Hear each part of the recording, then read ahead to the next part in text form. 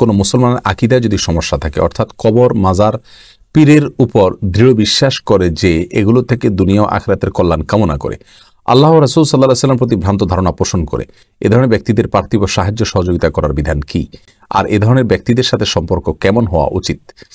দেখুন, যদি কারোর আকীদার সমস্যাটা এই পর্যায়ে যায় যে তার আকীদাটা তাকে কাফের বানিয়ে ফেলছে, মুশরিক বানিয়ে ফেলছে, শিরকে আকবর করছেন, তিনি বড় কুফর করছেন, এরকম যদি হয় তাহলে সেক্ষেত্রে তিনি তো কাফের হিসাবে তার সাথে সদাচরণ করবে, স্বাভাবিক সদাচরণ করবে। আল্লাহ সুবহানাহু ওয়া তাআলা বলেছেন, লা ইয়ানহাকুমুল্লাহু আনিল্লাযিনা লাম ইউকাতিলুকুম ওয়া লাম ইখরিজুকুম মিন দিয়ারিকুম আন তাবাররুহুম ওয়া তুকসিতু ইলাইহিম।